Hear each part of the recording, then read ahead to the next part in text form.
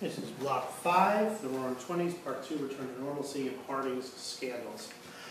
Harding was like Ulysses S. Grant in a lot of ways. He was a personally honest man who surrounded himself with thuggish, opportunistic cronies.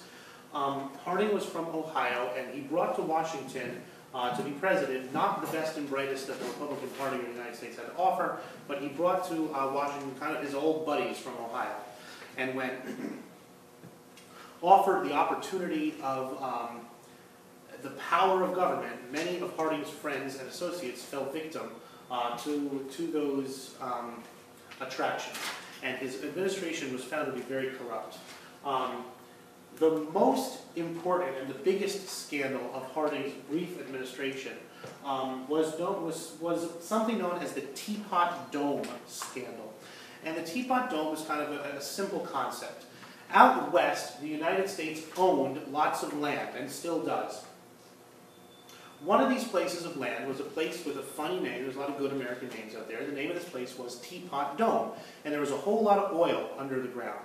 And this was government land that had a lot of oil in it. So, of course, a lot of people wanted that land. And the government could make some good money on this by selling the land. Well, the problem was Albert Fall, who was President Harding's Secretary of the Interior, was in charge of selling this land at auction. And whoever wanted to pay the most for the land where this oil was would get the land. That government does this all the time. There's nothing strange or weird or illegal about this. Government was going to auction off land where there was a whole lot of oil. The scandal came to the fact that Albert Fall pretty much gave the land to two of his friends for a very low bid, and didn't open up the land to fair bidding. Two of his associates miraculously, magically, got the lease to the Teapot Dome oil fields, and when this hit the fan, it was not good.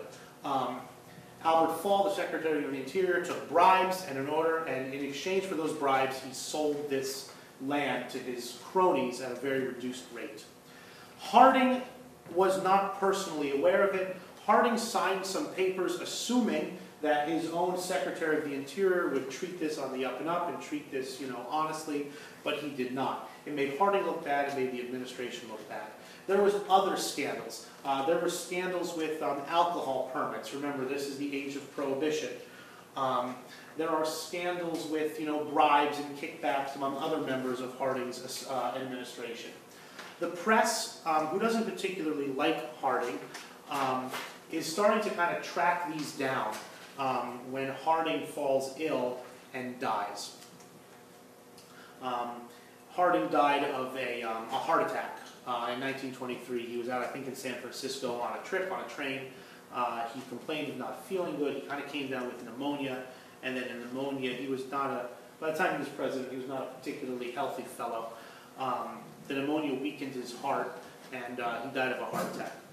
And taking his place was a very interesting character in American history, Calvin Coolidge.